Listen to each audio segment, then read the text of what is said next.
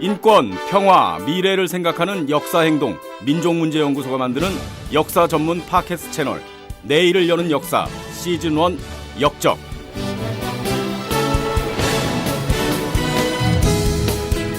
네, 청취자 여러분 반갑습니다. 여기는 민족문제연구소의 역사 적폐 청산 방송 팟캐스트 역적입니다. 저는 진행자 MC노고요. 네, 오늘도 민족문제연구소의 박한용 실장님, 우리 시대의 참 실장님, 깨어있는 시민들의 역사 선생님 박한용 실장님과 함께합니다. 안녕하세요, 실장님. 네, 안녕하세요. 네, 아유 반갑습니다. 네, 오랜만입니다. 네, 이렇게 스튜디오에서 오랜만에 인사를 드리는데요. 8월 한 달은 영상으로 우리 역적 청취자, 그러니까 영상으로 뵀으니까 이제 시청자 여러분이겠죠. 네네. 시청자 여러분을 만났는데 오랜만에 이렇게 스튜디오에서 녹음을 합니다. 네, 영상 팟캐스트 함께하신 소감이 어떻습니까, 실장님? 네, 저도 영상 팟캐스트를 네. TV 형식 자체는 스튜디오에 앉아서 한 적은 많아요. 네. 근데 민족문제연구소 실제 저희들이 활동하고 있는 민족문제연구소 근무지에서 뭐 박주민 의원을 모신다든지 네. 그것도 실시간으로 페이스북 중계까지 하거나 또는 북 콘서트도 하고. 그렇습니다. 저는 이번 못 가죠. 또 우리 또 스태프들은 네. 방송 스태프들은 또 일본 도쿄 가서 야스쿠니 반대 국제행동까지 또 그렇습니다. 영상 또 방송을 하고 있잖아요. 네. 이거 보면 상당히 뭐냐면 다이나믹하다 하고 또 MC노가 주장하던 신비주의 전략은 이제 깨졌겠구나. MC노가 저렇게 잘생기고 젊은 줄 몰랐다. 뭐 이런 얘기도 나왔어요. 그런 얘기 한 번도 못 들었는데요, 저는. 사실은 제가 다 듣고 제가 그렇습니까? 다 차단했어요. 예. 교만해지실까 봐. 고맙습니다. 예. 네, 어찌됐건 나날이 발전하는 민족문제연구소의 팟캐스트 방송입니다. 특히 지난주에는 뭐 지금 실장님도 얘기하셨지만 저희가 북콘서트를 했잖아요. 예. 네, 돌아가신 노동훈 교수님이 책임 집필을 맡은 항일음악 330곡집 발간 기념으로 북콘서트를 공개방송 형식으로 했습니다. 그날 분위기도 상당히 좋았고 또 아주 재미있는 또 그런 북콘서트였고 아주 의미 있는 그런 시간이었는데 실장님 주변 반응은 어땠습니까? 그날 이제 실장님 팬들이 또 많이 오셨잖아요. 팬이라고 하면 좀 네. 과하시고요. 그리고 또 제가 알기로는 끝나고 네. 새벽까지 그분들하고 이렇게 뒤풀이를 했다는 그런 또 그런 후문을 제가 들었거든요. 예. 예. 일단 뭐 이렇게 일단 우리 연구소로서도 네. 또 이게 또 우리 팟캐스트 스태프들로서도 아마 이게 북콘서트는 처음이지 않습니까? 그렇죠. 예, 잘 알다시피 노동훈 교수님이 돌아가셨지만 그 아드님이 노동훈 교수님의 필생의 역작인 항일 330곡에 대해서 직접 나와서 아들이자 음악인으로서 네, 노관우 씨. 예, 노관우 씨가 직접 그 노래도 불러주고 해설도 해주셨어요. 예, 그게 동료 음악인들이 왔는데 참 노래 정말 전율이 왔잖아요. 그렇습니다. 예, 여기에 또 우리 연구소에서 이명숙 씨라고 우리 이명숙 연구원이 또 데뷔를 했어요. 방송에 처음으로. 네. 예, 그래서 처음으로 립스틱을 바르고 왔더니 놀라운. 역시 카메라가 의식되었나 봐요. 예. 저는 세수도 잘 안 하고 올 때가 많아요. 그날은 세수하고 오셨죠? 물칠은 했죠. 예. 그 카메라 석 대나 있었는데 앞에. 세수는 두 가지예요. 워싱이냐 웨팅이냐. 아, 그렇습니까? 예. 웨팅과 워싱의 차이가 어떤 게 있습니까? 워싱은 어떻습니까? 예. 얼굴을 밀어서 예. 벗기는 것이고 웨팅은 적시는 겁니다. 그러면은 웨팅만 하시는 날은 그냥 비누를 안 쓰고 물칠만 하신다는 얘기인가요? 그렇죠. 아, 뭐 매일 하는 거 네. 뭐 하루 이틀 빠진다 문제 되겠어요. 저 실장님 예, 죄송합니다. 이거 좀 지저분하십니다. 예? 원래 바탕이 깨끗해서 그렇다는 얘기죠. 그렇죠. 그리고 그렇습니다. 그날 거의 네. 3시간 가까이 진행되었잖아요. 맞아요. 예, 근데 저는 제일 걱정했던 게 네. 저도 대학 강의부터 여러 가지 강의를 해봤지만 네. 사람이라는 게 1시간 반 이상 앉아있으면 괴로워요. 등짝이 그렇죠. 아프고. 근데 3시간인데도 오셨던 분들이 그냥 요즘 좀 이렇게 천박한 말로 빠다치라는 말이 아니고 예. 지루한 줄 몰랐다 이 말씀들을 많이 하셨어요. 가신 분이 없었어요. 예, 한 번도. 예. 왜냐하면 예정된 시간을 초과했는데 그렇습니다. 그래서 일단 지루한 줄 모르고 북콘서트가 참 재밌었다. 네. 하니까 혹시 오늘 이 방송 들으시고 지난번 북콘서트 못 들으신 분은 네. 다시 한번 보십시오. 예. 그렇습니다. 예, 그렇게 하고 또 하나 충격적인 발언을 제가 들었어요. 언제 북콘서트에서요? 예정이 없이 저한테 노래 시켰잖아요. 노래를 그날 아주 잘해 주셨는데요, 아주. 글쎄 그게 문제가 된 거예요. 왜요? 박한용 네가 그렇게 노래 잘 부를 줄 몰랐다. 그동안 왜 그랬니? 그래가지고 졸지에 제가 이 음악인 앞에서 또 이렇게 노래를 칭찬받아가지고 그것이 그날 뒤풀이의 화근이 되었습니다. 네. 갑자기 지금 자기 자랑 훅 들어오신 거죠? 이게 중요해요. 왜냐하면 내가 고3 때 네. 입시를 앞뒀단 말이에요. 그렇죠. 예, 그렇게 되니까 이제 음악 선생님이 네. 성적을 주는데 실기 시험이지만 잘 부르든 못 부르든 기본 점수를 70점 주겠다고 하셨어요. 예. 그 선생님 이뭐뭐신데 네네. 조영남 가수하고 같이 이렇게 공부를 했던 분이에요. 여성 음악가이신데. 예. 근데 나만 67점 맞았어요. 전교에서 유일하게. 왜요? 그러니까 기본 점수가 70인데 왜 저는만 67점 줬습니까 했더니 예. 너는 너무 못 불러서 그런 거예요. 고등학교 고3 때요? 예, 예. 그날 잘 부르셨는데 고3 때는 조금 실력 발휘를 제대로 못 하셨나 봐요. 지금 그 선생님이 살아 계신다면 꼭 지난번 북콘서트 봐주세요. 하여간 그 북콘서트에서 어떤 개인적인 한도 푸셨네요. 네, 아주 그러다 보니까 예. 그만 디프리 할 때 노래 많이 하셨습니까? 디프리 때도? 창부 타령까지 했어요. 창부 타령까지. 총 49절짜리인데 말려서 한 두세 절만 했어요. 예. 그러다 보니까 매우 일찍 집에 들어갔죠. 하여튼 뭐 박 실장님 노래도 잘하시고 또 보니까 노래 부르는 것도 즐겨 하시는 것 같아요. 예, 즐겁게 하시더라고요. 즐겁게. 네. 하여간 박 실장님의 어떤 노래 실력 궁금하신 분들도 그 북콘서트 영상을 꼭 확인하시기 바랍니다. 내가 노래 얘기 다 하려니까 막 끊어버리네. 민망해서. 자, 실장님 오늘은 어떤 얘기를 할까요? 그러면. 네. 예, 사실 우리 역사적폐의 사실은 출발자 종착점은 바로 박정희입니다. 그죠? 예, 우리가 이승만은 사실 죽은 자식 어떤 뭐 만지기라는 이상한 표현이 있긴 하지만 네. 사실 이승만은 의도적으로 이렇게 부각을 시켰다면 박정희는 의도적인 게 아니라 실제 살아있는 죽어서도 살아있는 역사적폐의 출발이 되자 그 종점이 된다고 봅니다. 그래서 우리가 지난번에 역사적폐의 그 상징적 인물로서 박정희를 한 3회에 걸쳐서 얘기를 했습니다. 그렇죠. 근데 보니까 좀 앞부분을 좀 이렇게 잘 모르시는 분들을 위해서 자세하게 다루다 보니까 네. 정작 유신 체제 시기를 잘 못 다룬 것 같아요. 박정희의 말년 시기. 또 우리에게 가장 큰 영향을 끼쳤던 70년대, 60년대와 70년대의 박정희 이야기. 네. 예, 그래서 이 부분들이 조금 마무리를 해야 되지 않겠는가.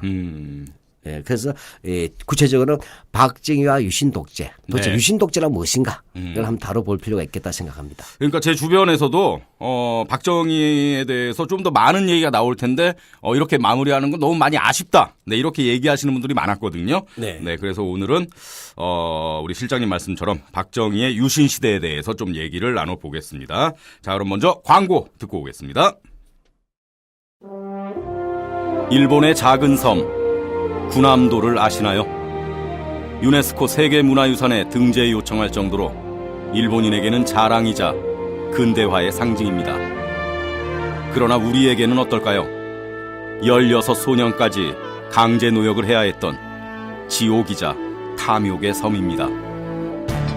민족문제연구소가 생생하게 취재했습니다. 조선에서 차출되어 끌려간 역사의 증인을 만났고 기억의 현장을 한 권의 책에 담았습니다. 군함도 끝나지 않은 전쟁. 지옥의 역사를 반복하지 않기 위해서는 기억을 기록하고 공유해야 합니다. 군함도 끝나지 않은 전쟁. 민족문제연구소가 기록했습니다. 여러분이 기억하고 공유해 주십시오. 망각의 현장을 기억의 유산으로. 군함도 끝나지 않은 전쟁.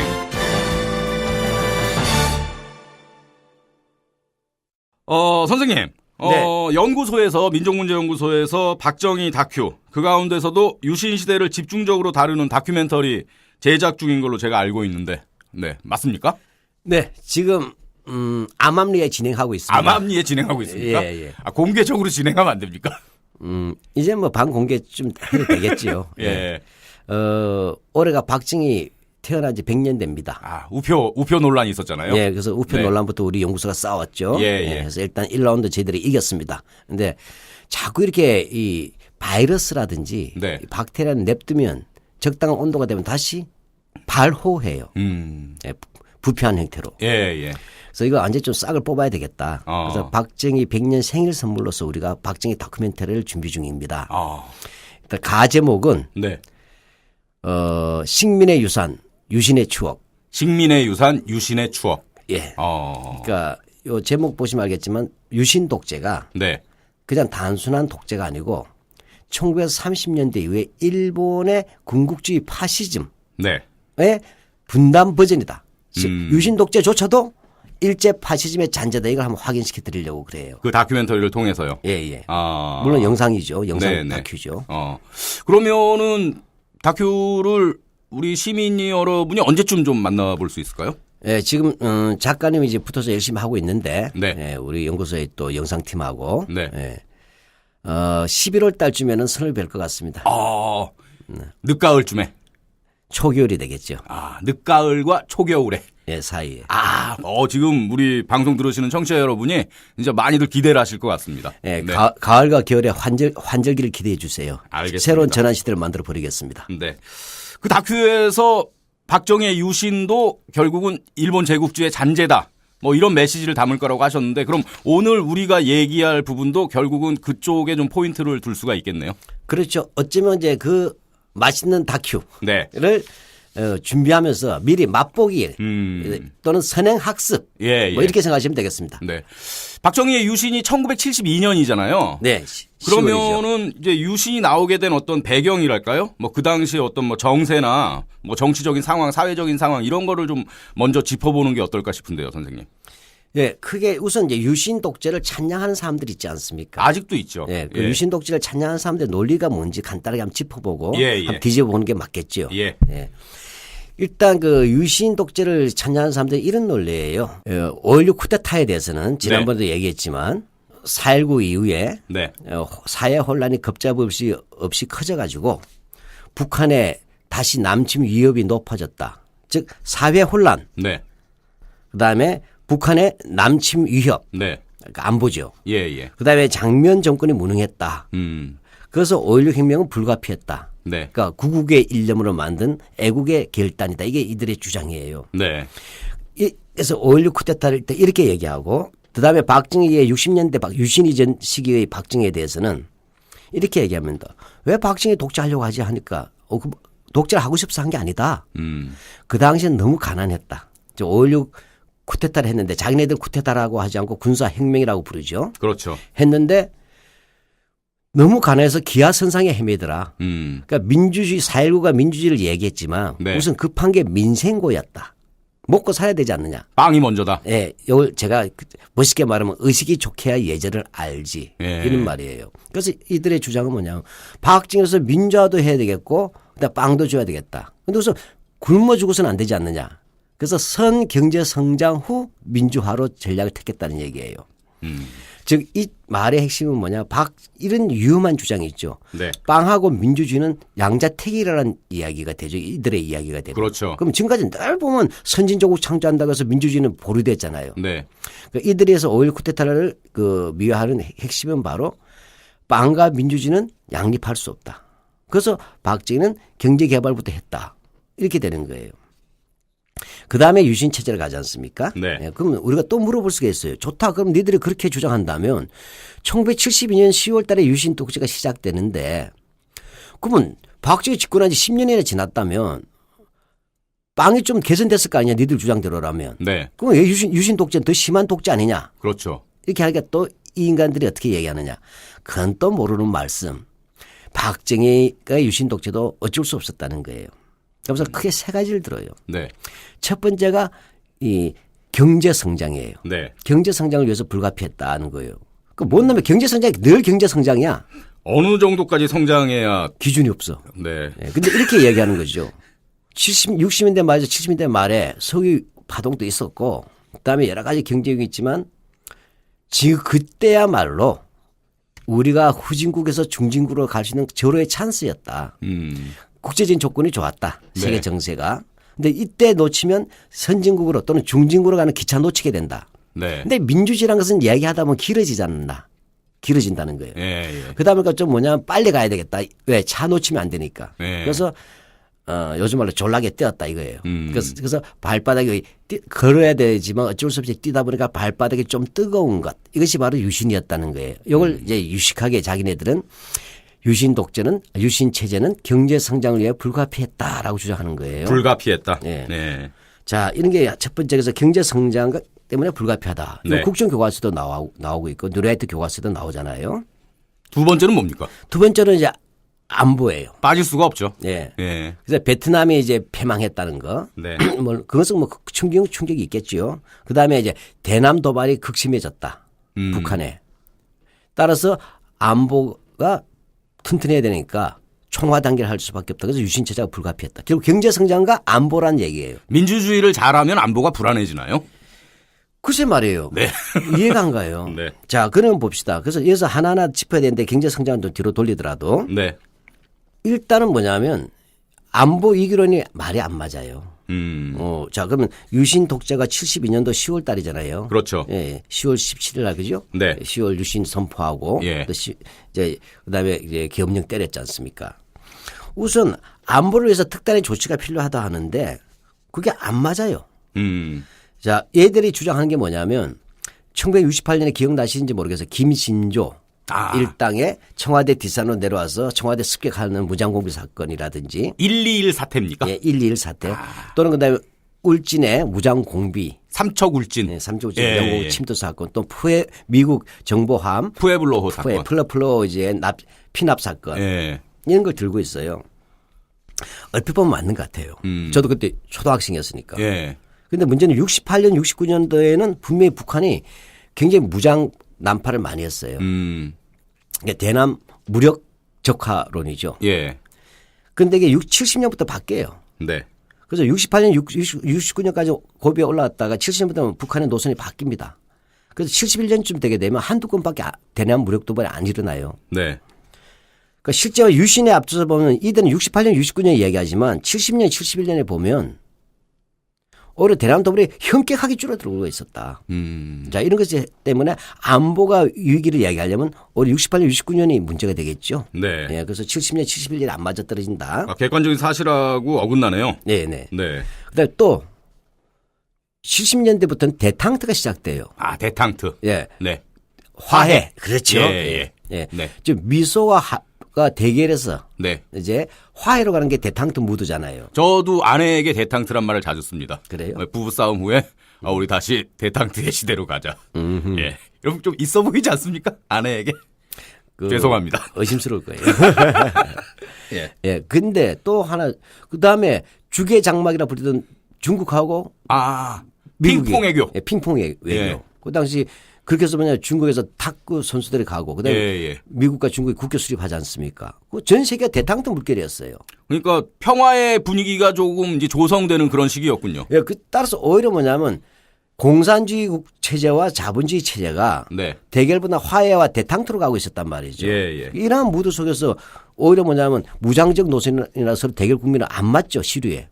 오히려 그런 것을 잘 타고 가야 되겠죠, 남북의 화해 길로. 그렇죠. 예. 그래서 일단 이렇게 봤을 때 대남 어떤 그런 이제 무장 공세의 격화라고 하는 부분은 안 맞다. 네. 그다음에 국제적인 질서도 대탕트 시대 화해로 가고 있었다는 것이죠. 그다음에 또 문제가 있어요. 네. 박정희조차도 예. 남북 그 7.4 남북 공동선언 했잖아요. 그것도 72년 아닙니까? 예. 7월 4일 날. 예. 자, 이것도 보잔 말이죠. 놀랍게도 뭐냐면 이 중앙정보부장 지금의 국정원 아닙니까? 예. 그 무슨 부장 중앙정보부장의 이후락을 북한에다 보냈잖아요. 아, 그렇죠. 예. 가가지고 김일성 만나고 왔잖아요. 예. 그러고 나서는 1972년 7월 4일 날 남북 공동선언을 했죠. 예, 뭐 남북 민족 대단결의 원칙, 자제의 원칙, 그때 상호 비방하지 말자 해서 놀랍게 했잖아요. 따라서 남북 대결이 격화된 게 아니라 뭐죠? 남북 화해의 물결이 이렇게 만들어졌죠. 예, 그것은 뭐냐면 예, 이후락의 평양 방문이라든지 그때 북한의 박성철이 또 서울에 오고 남북 공동선언하고 그다음에 네. 뭐죠? 적시자 회담까지 이어지고 있었잖아요. 예. 따라서 이게 왜 안보가 나빠졌냐고 얘기할 수 없잖아요. 그렇죠. 요즘 치면 6.15 선언하면서 독자하면 되겠어요? 그러니까 이게 앞뒤가 안 맞는 예, 얘기네요. 예. 예, 저는 오히려 이 부분은 뭐냐면 장기 집권 계획이었다고 봅니다. 그래서 그렇죠. 예, 즉 보게 되면 경제 성장도 아니고 네. 실제 10월 유신 나왔을 때 그 안에 경제에 관한 얘기가 없어요. 경제 때문에 특대 조치를 내렸다 유신을 10월 유신을 선포했다 이런 말이 없어요. 예. 그다음에 아까 저 안보에서도 안 맞잖아요. 결과적으로 뭐냐? 저는 그냥 종신 독재를 하기 위한 플랜이었다고 봐요. 그러니까 박정희 어떤 장기 집권용 말고는 이게 설명이 안 되는 거네요. 그렇죠. 예. 박정희가 삼선 기원했었잖아요, 이미. 예. 삼선 기원해가지고 그다음에 이제 5대, 6대 다음에 7대 대통령 했는데 심각한 위기가 나왔어요. 왜냐하면 이미 이 도시는 야권으로 바뀌어버리고 네. 지금 사무지 개헌선을 확보하기 어려워진 거예요. 그다음에 또 하나 뭐가 문제냐면 박정희의 강력한 라이벌인 김대중 대통령 후보죠. 그 당시에. 네. 굉장히 뭐냐면 엄청나게 지지를 받았다면 7대 대통령 선거 때. 그게 이제 70년 대통령 선거입니까? 그렇죠. 예. 네. 이렇게 되니까 뭐냐 박정희로서는 다시 집권하기 어려워진 거예요. 이미 자기가 한 번만 더 하고는 다시 안 하겠다 해서 이 3선까지 했잖아요. 네. 그러니까 5대 했죠. 6대 한 다음에 7대 할 때가 3선 개헌했잖아요. 예. 그 70년 출마하면서 했던 말이 뭐예요? 나는 2번만 뽑아주시면 다시는 대통령 안 하겠습니다 얘기했어요. 예. 그러면 뭐냐 또 하려면 어떻게 해요? 헌법을 바꿔야 되잖아. 그렇죠. 근데 바꿀 명분이 없잖아. 그렇죠. 게다가 뭐냐면 또 이 국회의원 선거를 했더니 사무직선이 확보되지가 않는 거예요. 이런 상황에서 자기가 장기 집권하기 위해서 특단의 조치를 하려고 하는 쇼들이 있었다는 거죠. 네. 결과는 이 쇼와 결합돼서 봐야 된다. 그분의 핵심이 뭐냐. 저는 이미 언제 나왔다. 유신 쿠데타는 네. 어느 날 갑자기 나온 게 아니다. 제가 볼 때는 이게 1972년 10월 17일 날 이른바 10월 유신이 선포되었지만 네. 71년도 연말에 이미 시작됐다고 보는 거예요. 71년 연말. 예. 그럼 70년의 대통령 선거에서 DJ에게 간발의 차례로 이기고 엄청난 부정선거하고도. 엄청난 부정선거를 하고도 94만 표 차이 정도밖에 안 났네요. 그 엄청난 부정선거에도 예. 불구하고. 그리고 71년 5월에 있었던 이제 국회의원 선거에서도 예. 만족할 만한 어떤 성과를 못 내고. 그렇죠. 그래서 71년 연말부터 72년 10월 유신을 계획하고 있었다. 예, 그렇습니다. 뭐 숫자를 하게 되면 이제 어렵지만 네. 국회의원 선거를 보게 되면 네. 공화당이 112석, 여당이죠. 예. 근데 신민당이 89석이에요. 그런데 쉽게 말해 사무직선이 안 되잖아요. 예. 그다음에 더 중요한 것은 서울하고 부산이 확 뒤집어진 거예요. 서울에 19개 선거구가 있는데 그래서 공화당이 단 한 석밖에 못 얻어. 서울에서 단 한 석밖에 얻질 못했군요. 예. 야. 부산에서는 8개 선거구인데 단 2석. 부산에서요. 다시 말하자면 국회에서도 전망 없다. 네. 그다음에 직접 선거에서도 전망 없다. 네. 즉 결과적으로 무슨 얘기냐면 간접 선거를 한다 하더라도 국회에서 하면 안 되겠죠. 3분지가 안 되니까. 예. 그다음에 직선제를 하더라도 또 연임이 안 되겠죠. 예. 이런 속에서 묘수를 짜내려고 했다 이렇게 봐야 돼요. 결국은 그러니까 선택지가 없었네요. 유신 외에는. 그러니까 지가 지 알아서 뽑는 거 이것밖에 없다는 거죠. 그 어떻게 보면은 박정희가 약속을 지켰네요. 앞으로는 이제 대통령 안 하겠다고. 총통하겠다고. 그러니까요. 네. 뭐 그런 의미로 보면 약속을 지켰다. 예. 그래서 우선 뭐냐고서 이 공화당 내에서도 네. 김종필이 있었잖아요. 2인자. 영원한 2인자. 예. 그러니까 JP 같은 경우에는 자기가 대통령 될 줄 알았지. 조카 사이인 자기가. 네. 세 번이나 했으니까 물려주겠지 한 거 아니에요. 그리고 이 김종필을 지지하는 4인방이 있었어요. 그런데 이 4인방을 전부 다 날려 박정희가. 이게 유명한 4인방 파동인데 예. 뭐 자세한 얘기를 생략하기로 하고 예. 쉽게 말하자면 박정희는 자기 후계자들도 다 잘라버린 거예요. 따라서 뭐죠? 지가 죽을 때까지 해먹겠다는 거 아니겠습니까? 예. 그래서 가장 중요한 것이 뭐냐면 후계자를 없앴다는 것이 첫 번째다. 네. 근데 두 번째가 자기가 이제 직선자 이런 방법이 없잖아요. 네. 그런데 71년 12월 달에 갑자기 국가 비상사태 선언을 해요. 이게 놀라운 거예요. 국가 비상사태. 예. 그래서 국가 비상사태 선언은 1971년 12월 달에 갑자기 네. 국가 비상사태 선언을 선포하면서 국가 비상사태에 대한 특별조치법을 네. 국회에서 통과시켜달라고 요구를 합니다. 그때 나온 국가 비상사태 선언문이 있어요. 네. 길지 않으니까 예. 한번 우리 MC 노께서 네. 1번부터 6가지예요. 예. 이걸 한번 읽어보십시오. 그리고 우리 청취자분들이 지금 이런 말을 했다면 어떻게 느낄지 한번 상상해 보시면 좋겠어요. 네. 글씨가 상당히 작네요, 선생님. 네. 국가 비상사태 선언문. 1. 정부의 실책은 나라를 지키고 보존하는 것을 가장 큰 기본으로 삼고 모든 일에 앞서 이 문제를 다루며 빠른 시일 안에 나라를 완전하게 지킬 태세를 갖춘다. 2. 나라를 지키고 보존함에 있어 스스로의 허점이 되는 사회 불안은 용서할 수 없으며 받아주지도 않으려니와 이 같은 불안의 씨를 없앤다. 3. 언론기관은 되거나 말거나 책임없이 나라를 지키고 보존하는 일에 왈가왈부하는 것을 삼가야 한다. 4. 모든 국민은 나라를 지키는 일에 스스로의 책임을 다하는 것은 물론 이에 자진하여 정성과 열성을 바쳐야 한다. 5. 모든 국민은 나라를 지키고 보존하는 일이 무엇보다도 중하고 급하다는 것을 새롭게 깨달아야 한다. 6. 만일 사태가 더욱 나빠졌을 때는 우리가 오늘날 누리고 있는 우리의 자유 가운데 어떤 것들은 이를 뒤로 미루어 스스로의 한계를 지켜야 한다. 야, 이게 어떻습니까? 읽어보니까 말이죠. 예. 읽어보니까 그러니까 그냥 국가만 있고 그 국가 공동체를 구성하는 개인, 국민은 전혀 없네요. 네. 야, 한마디로 얘기하면 네. 장군이 쫄병들한테 명령 내린 거예요. 그러니까요. 국민들을 졸로 본 거야. 예. 언론 되거나 말거나 왈부하지 마. 내가 하는 일에. 근데 예. 국민은 알아서 기어. 예. 이런 얘기죠. 지금은 진짜 상상도 할 수 없는.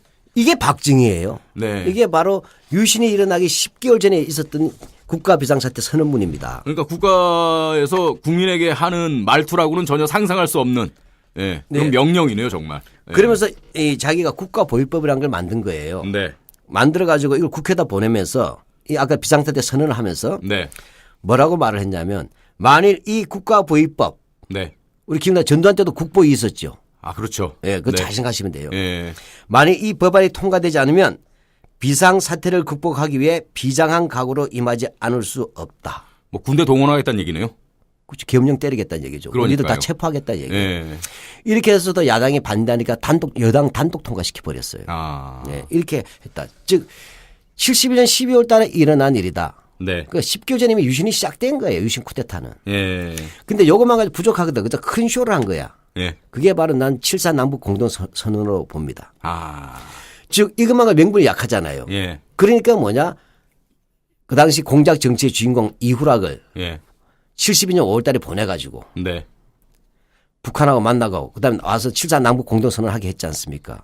음. 그 당시 전부 다 감동했어요. 예, 예. 오직 하면 장준하 선생 같은 분들도 내가 김일성, 박정희 다 인정하지 않는다.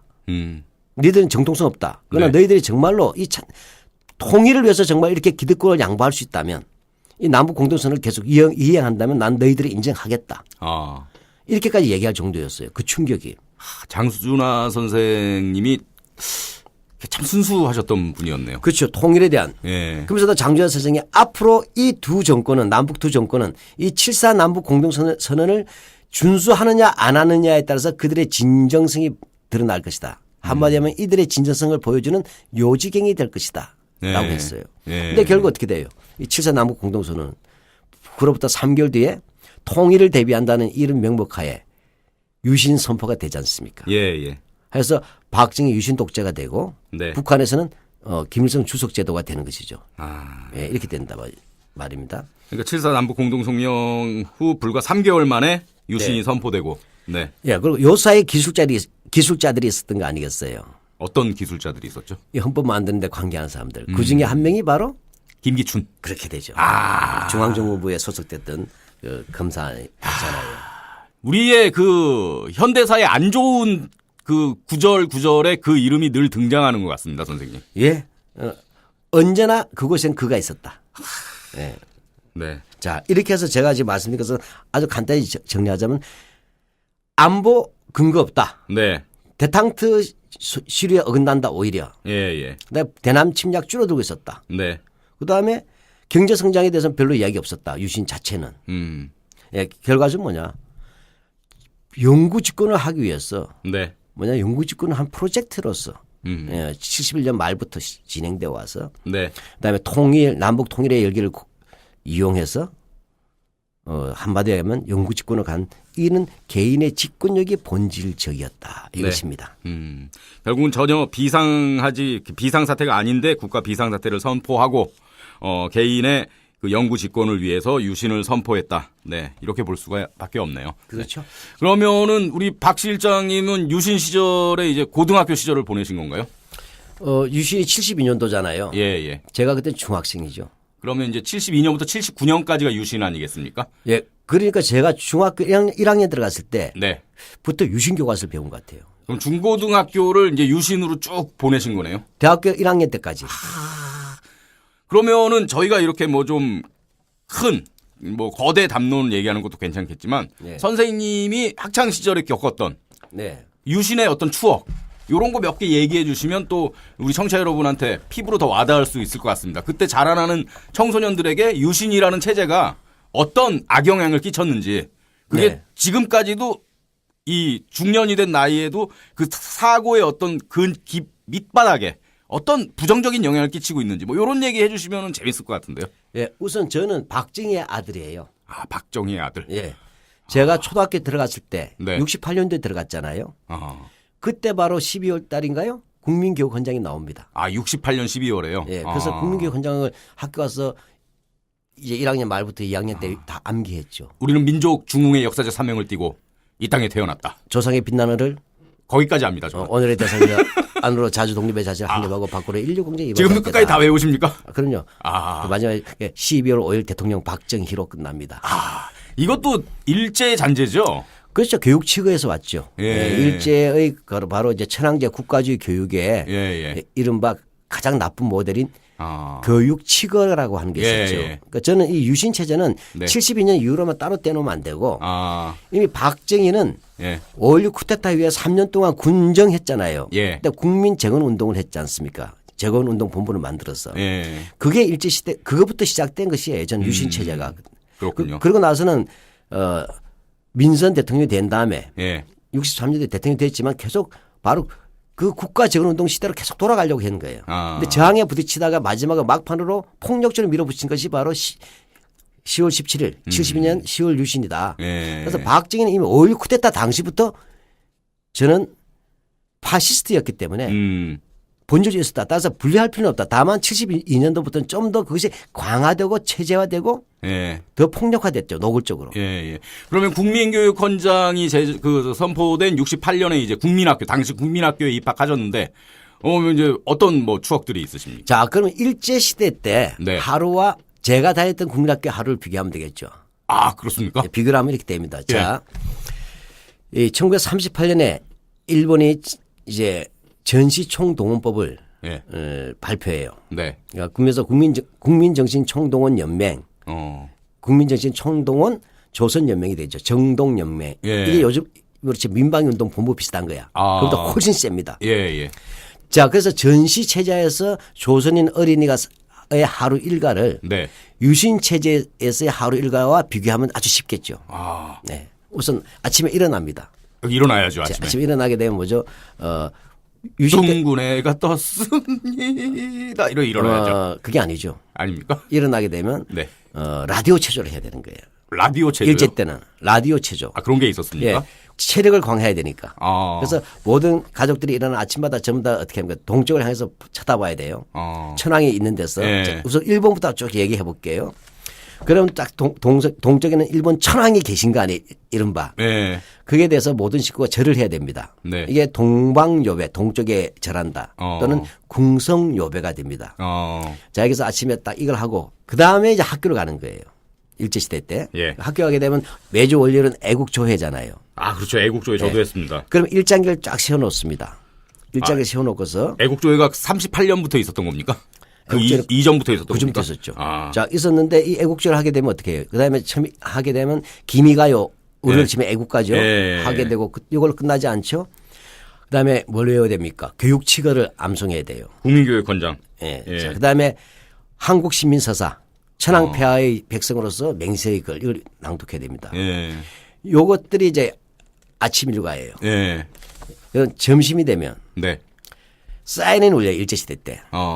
사이렌 울리가 종 소리가 나요. 그건 뭐냐? 이것은 가다가도 딱 서야 돼. 길을 가다가도. 예. 그래서 고개를 숙이고 묵념을 해야 됩니다.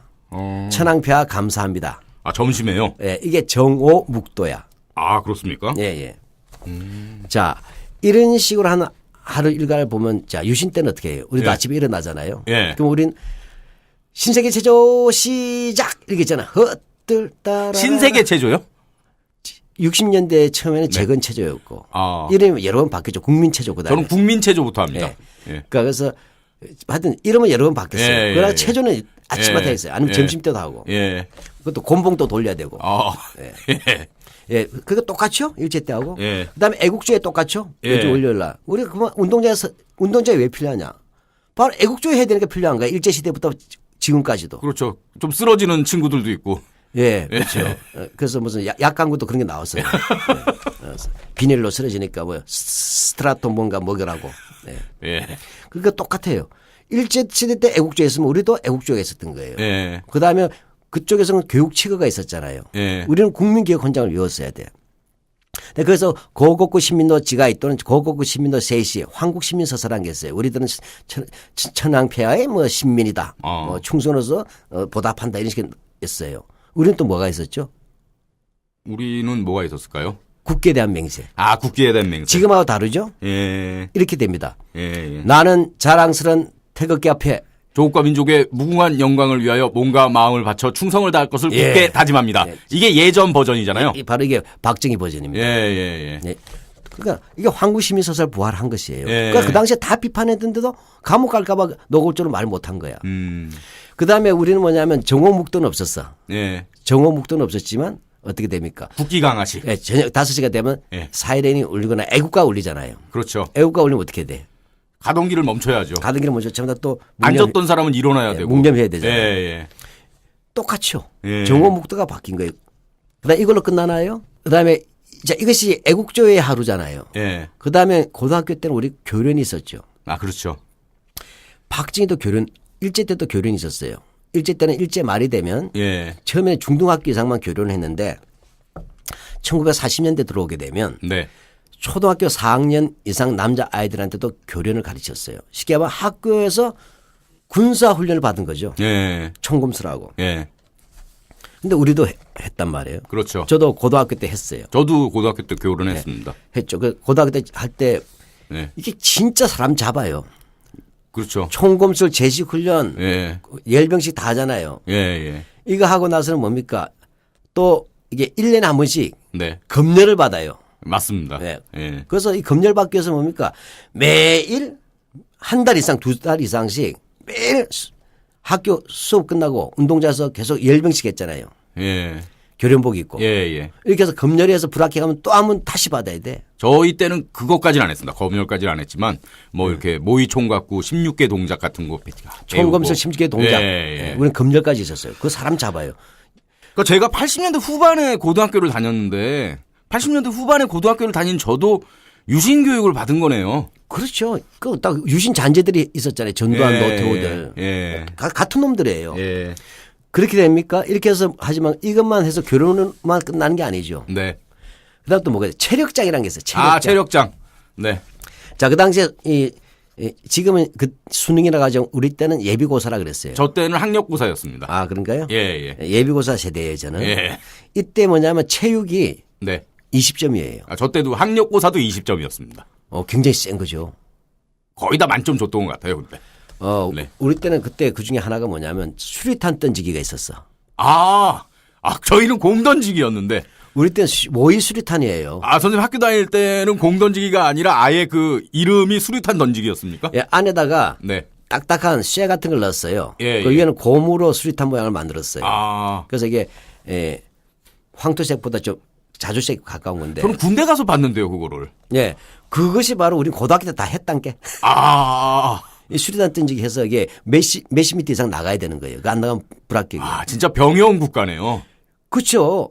그 대학에서 교련을 75년대 하고 나서는 중학교까지 확장시킨 거예요. 예. 고등학교 때까지. 그래서 예. 그래서 74, 5년도에 교련 반대 시위가 심각했었어요. 예.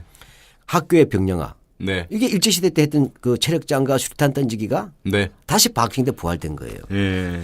학교 생활만 하더라도 이렇게 되죠. 이게 또 뭐가 있어요. 학도 호국단이라는 게 있어요. 학도 호국단. 호국단. 네, 학도 호국단. 네. 그 우리 때는 학생회가 없었어요. 네. 학생회가 없이 뭐냐 학도 호국단이 있는 거예요. 학생회라고 하는 것은 자치 조직이죠. 네. 학생들의 민주적인 자치 조직 아닙니까? 그렇죠. 그래서 학생회장이 뽑혀야 되는데 네. 대통령을 직접 안 뽑는데 학생회장을 뽑을 수가 있어요? 그 생각도 못 했겠죠. 그렇죠. 이미 대통령을 통일주체 국민회의 대의원회에서 뽑잖아요. 예. 장충체육관에서 예. 체육관 대통령으로 간접선거로. 그러니까 당연히 학생회가 없는 거예요. 그러니까 고등학교 들어가니까 학도 호국단이 있어서 학생회장이 학도 호국단장인 거야. 그게 뭐냐 전쟁 나면 얘가 연대장이야. 예. 예. 그러니까 그 다음에 뭐냐면 각 반에 있는 사람들은 소대장이야. 네. 그 중대장, 소대장. 그러니까 한마디로 하면 학교가 학도 호국단 체제라는 것은 군사 조직입니다. 네. 그러니까 박정희는 뭐냐 대한민국 모든 국민을 애기 빼고는 네. 젖먹이 빼고는 전부 다 군인을 만들고 싶은 거예요. 음. 지가 일본군 출신이니까. 예. 그래서 바로 학도 호국단은 원래 제1공화국 때 네. 초대 문교부 장관이었던 안호상이라는 사람이 있어요. 이 사람이 원래 독일 유학 갔다 온 사람이에요. 네. 근데 이 사람은 히틀러 숭배주의자예요. 아, 그렇습니까? 예.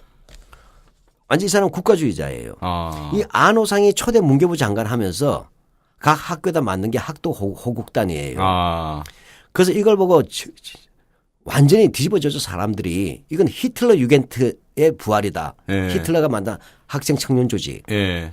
엄청 비판이 많았어요. 그래서 결국 4.19 때 없앴단 말이에요. 근데 박쥐가 다시 부활시킨 거예요. 예. 이게 교련과 같이 결합되는 겁니다. 한마디 하면 박정희 시대, 유신 독재 시대의 대한민국 국가는 병영 국가였다.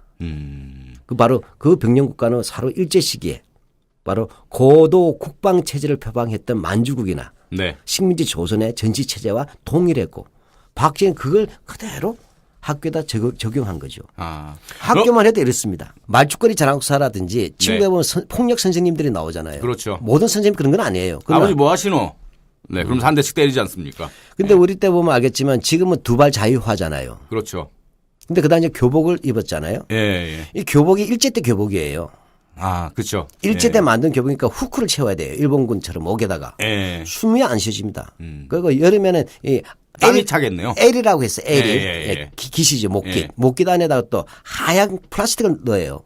아, 그래요? 예. 일본 군대. 그래서 각을 세워야 돼. 예. 이게 목에 베어요. 어떤 때 심할 땐 피도 납니까? 살짝이 빨간 줄이 아. 그어지죠. 예. 이 후크 풀었다고 두들겨 맞고. 예, 예. 그다음 학교 갈 때는 뭐죠? 즐거운 등교가 아니야. 예. 학교에는 앞에 규율반이라는 게 있어요. 선도반. 예. 와서 복장 검사합니다. 학생이 학생 복장 검사하는 거 아니에요. 앞에 체육 선생님이나 교련 선생님 몽둥이 들고 기다리면서. 그래서 뭐냐면 후크 채웠냐 안 적혔냐. 그다음 뭐죠? 머리 검사하잖아요. 너 모자 안 썼냐 안 썼냐. 예. 학교가 군대 들어가는 거예요. 내무반 검사예요. 예. 그러다가 머리 좀 길었다. 우리 그다음에 다시 스포츠 머리잖아요. 네. 스포츠 머리인데 좀 길었다 하면 뭐죠? 바리깡. 예, 바리깡으로 가운데를 확 밀어버렸죠. 예. 뭐 아마 사진 찾아보면 나올 거예요. 이렇게 되면 어떻게 됩니까? 이 스포츠머에서 가운데는 빡빡 밀어버려. 예. 바리깡으로. 이걸 우리는 뭐라고 불렀냐면 경부고속도로라고 불렀어요. 예. 이게 인권 유린입니다. 정말 그리고 그 타율적인 인간을 만드는 교육이네요. 복종인데 이 복종이죠. 내면적 복종이 아니죠. 예. 강압과 폭력과 규율에 의해서 이루어지는 복종이라는 것은 그 뭐죠? 그렇게 해서 나한테는 익숙해졌지만 그것이 옳다 느끼다 없이 그냥 몸이 먼저 반응하는 게 그렇게. 그러니까 지금도 예. 뭐 한꺼번에 뭐가 안 되면 안 되는 거지. 그 다음에 소지품 검사했잖아요. 이 학생들까지. 아, 그렇죠. 예. 예. 이걸로 끝났습니까? 근데 학교뿐만이 아니라 진짜 일반 시민에게도 네. 뭐 두발 단속하고 미니스커트 단속하고 그러지 않았습니까? 그렇죠. 이것도 전부 다 뭐냐면 일제 때 다 보면 예. 그 뭐냐면 이 서양식 풍조를 배격하자든지 예. 사치 퇴폐 풍조 배격이라는 게 있어서 일제 말에. 그래서 뭐냐면 치마도 못 입게 하고 몸 빼입게 하고. 예. 그다음에 이랬단 말이에요. 머리도 길게 하지 않고 빡빡 깎아야 되고. 그걸 박씨가 자기가 배운 거잖아요. 자기한테 제일 적성에 맞는 거잖아요. 예. 그러니까 어떻게 해요? 한마디로 하면 미니스커트하고 장발 단속이 나온 거죠. 예. 근데 이것도 보통 그냥 한 게 아니에요. 전 직접 봤으니까. 네. 70년대에 젊은이들이 그 당시 유행한 게 장발에 통기타에 생맥주, 그다음에 예. 윤복희가 처음 퍼뜨렸다고 하는 미니스커트. 미니스커트. 예. 뭐 윤복희는 박정희를 좋아한다고 했는지 누굴 좋아했는지 모르겠지만 예. 지지한다고 했는지 몰라도 했어요. 그 유행이라는 게 있잖아요. 그렇죠. 박정희 노래는 마땅치 않은 거예요. 예. 박정희는 강력한 한의 아버지입니다. 예. 강력한 대한민국이란 가부장제 가족 국가의 막강한 아버지예요. 거역할 수 없는. 그 어떻게 하냐? 경찰이 그 당시에는 네. 줄자하고 가해를 들고 다녀서 예. 기가 막힌 이야기입니다. 줄자하고 가해가 있으면 잘 모르는 평화로운 경찰 같지만 그게 아니죠.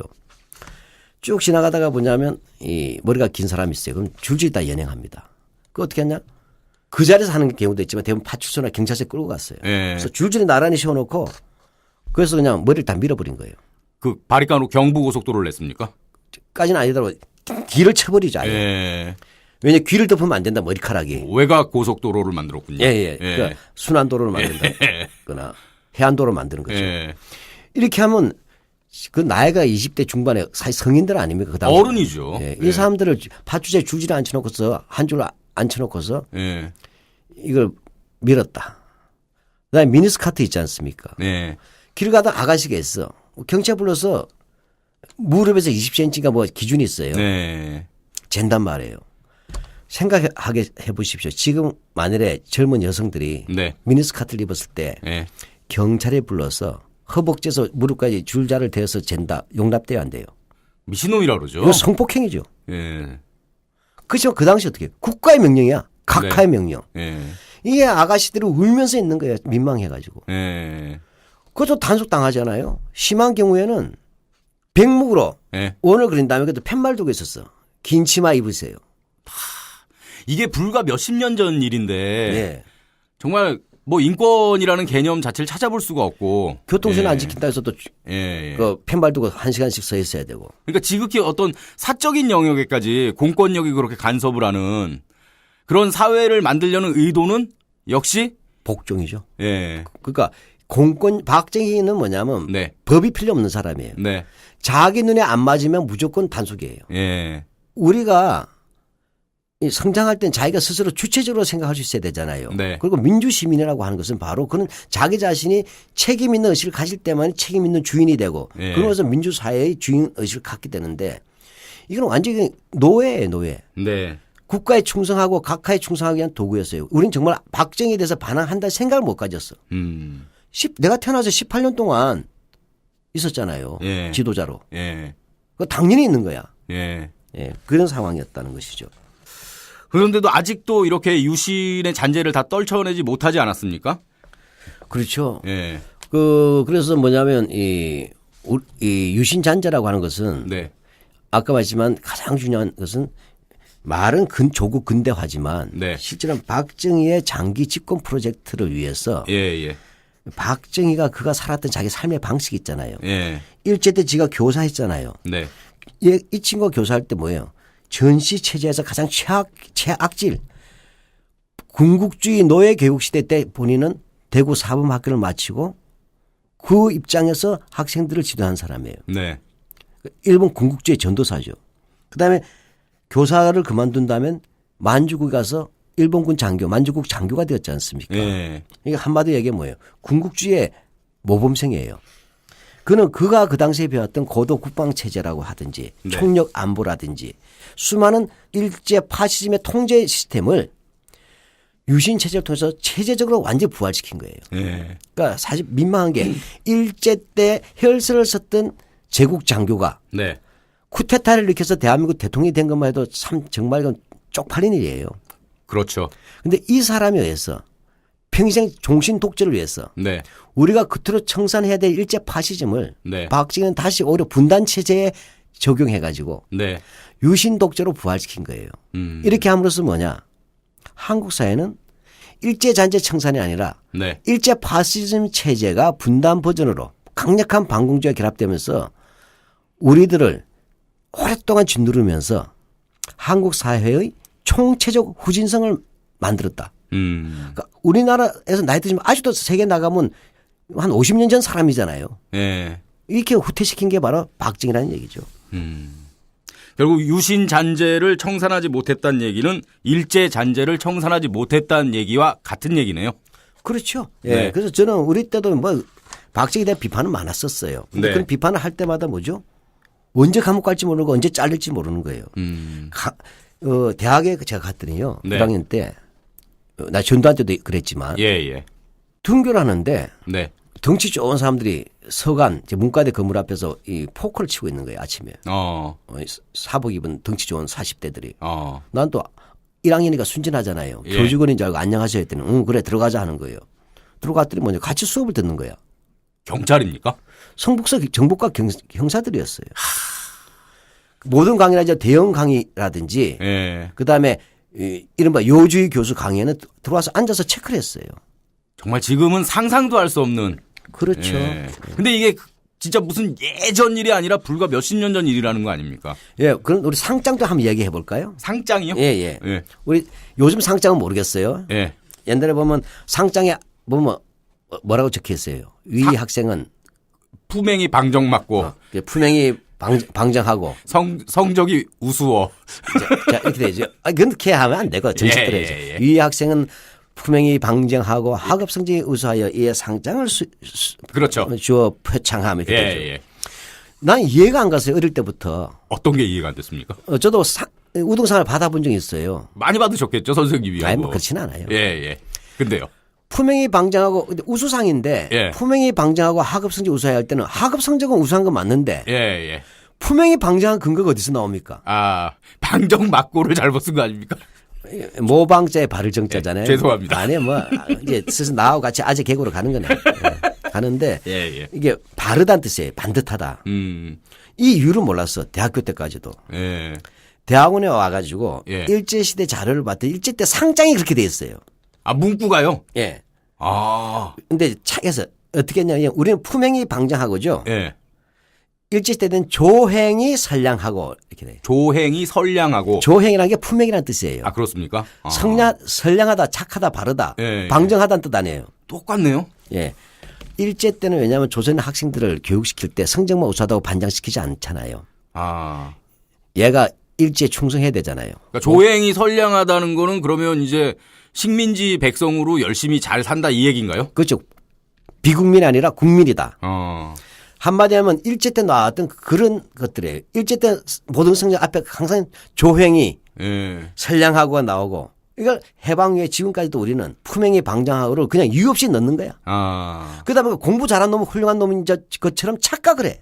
공부 잘하면 당연히 품행도 좋다는 게 성립이 되네요. 완전 개사기죠. 예. 지금 제가 볼 때 수구들이 제일 학벌이 높아. 정당에서. 예. 뭐 고시도 붙고 막 그렇잖아요. 예. 그러니까 전혀 바른 생활 시험 100점 맞았다고 바른 생활 하는 거 아니잖아요. 그렇습니다. 그러니까 예를 들었지만 웃고자 한 이야기지만 예. 이런 성적 상장에서조차 일제 잔재가 남아 있다는 거예요 아직도. 선생님 말씀하시니까 저는 갑자기 그게 떠오르는데요. 제가 이제 바닷가 쪽에 사니까 해변에 많이 가지 않습니까? 네. 근데 한 팻말을 보고 제가 좀 실소를 금치 못했는데 예. 거기에 이렇게 이곳은 해변이므로 명랑하게 행동합시다 이렇게 써 있더라고요. 예. 예. 그래갖고 저는 그걸 보고 아니 해변에 좀 슬픈 감정으로 사랑을 잊기 위해서 온 사람도 있을 수 있고 개인의 감정은 다 다른 거 아닙니까? 근데 누가 무슨 권리로 해변에 갔으니까 명랑하게 행동해라 이렇게 할 수 있는지. 예. 그 각하의 명령이었어요. 그러니까 저는 그게 유신 잔재인 것 같더라고요. 예. 그래서 노래가 금지곡 될 때도 그랬잖아요. 박정희 때. 예. 그 노래 아세요? 저는 음치니까. 예. 양인의 네. 이루어 너의 침묵에 메마른 나의 입술 이루어질 수 없는 사랑이었기에 그게 금지곡이에요. 아 이게 금지곡이었습니까? 왜 금지일까? 왜요? 비관적이라고. 아 이루어질 수 없는 사람 왜 이루어질 수 없냐고 대한민국에서. 해변에서처럼 명랑하게 행동해야 되는데 예.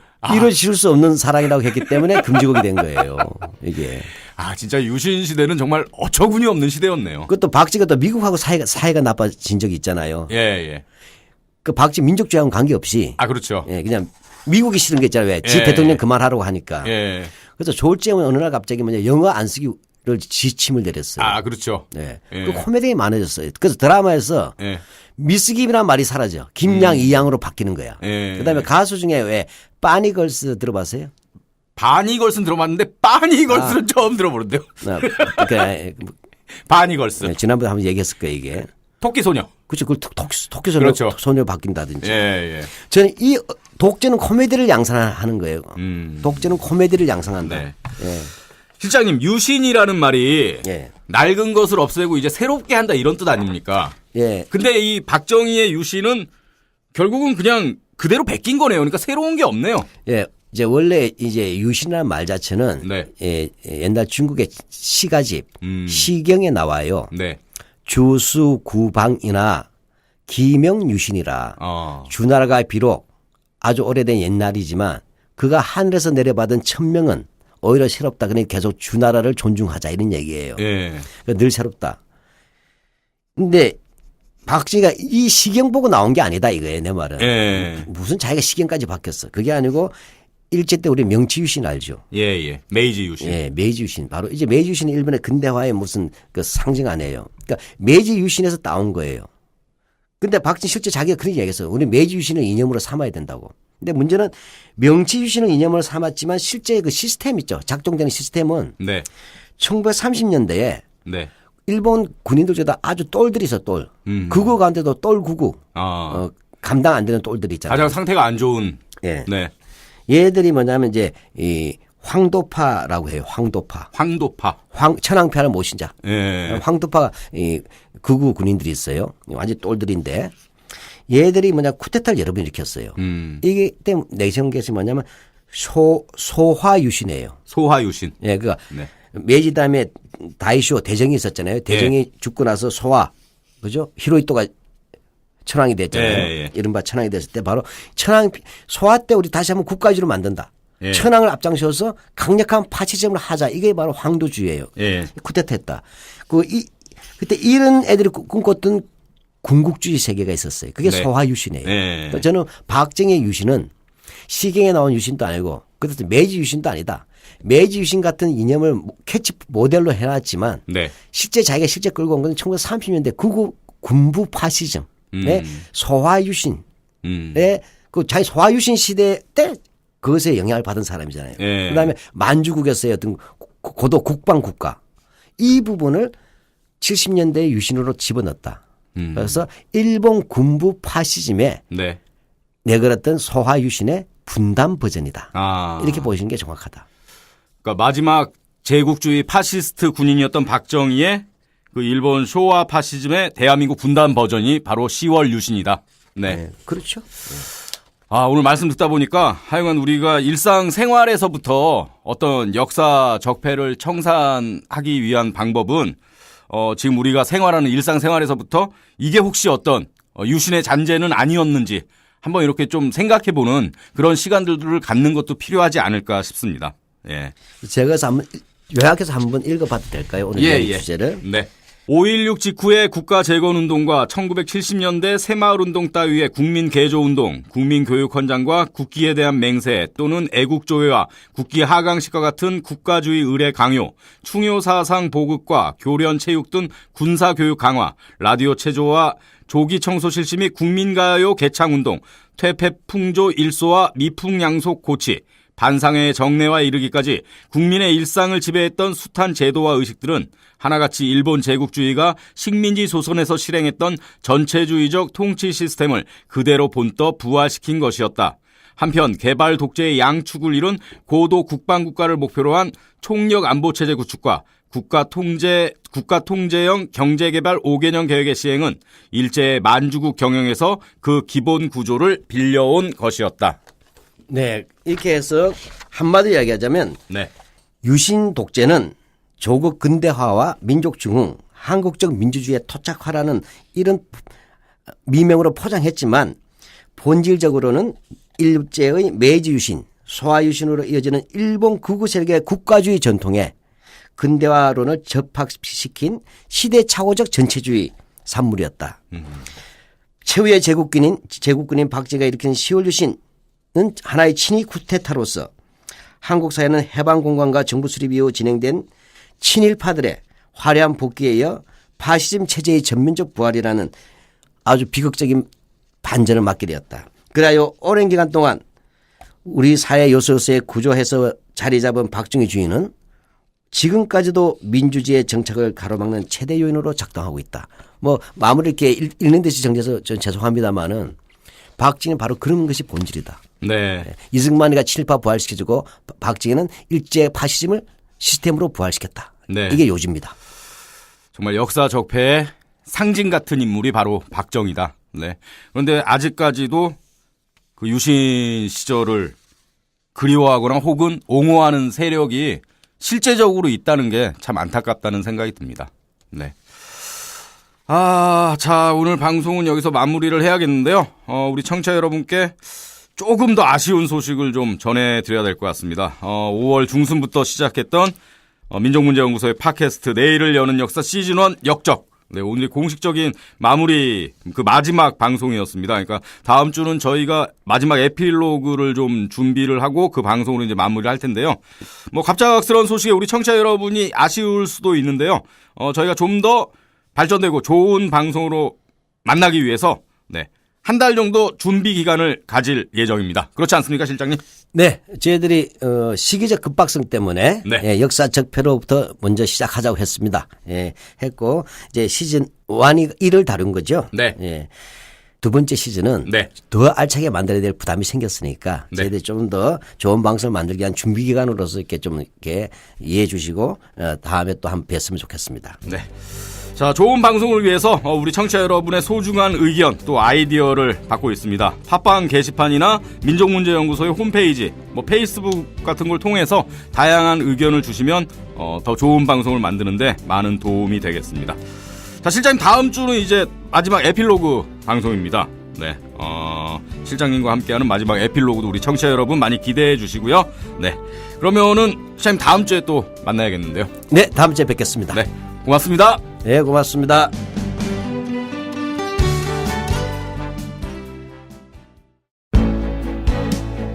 연구와 실천 두 바퀴로 달려온 26년. 시민의 힘으로 친일인명사전을 만들었듯이 촛불 시민 정신으로 역사 적폐를 청산하겠습니다. 인권, 평화, 미래를 생각하는 역사행동. 민족문제연구소의 회원이 되어주세요. 작은 힘이 모여 역사를 움직입니다.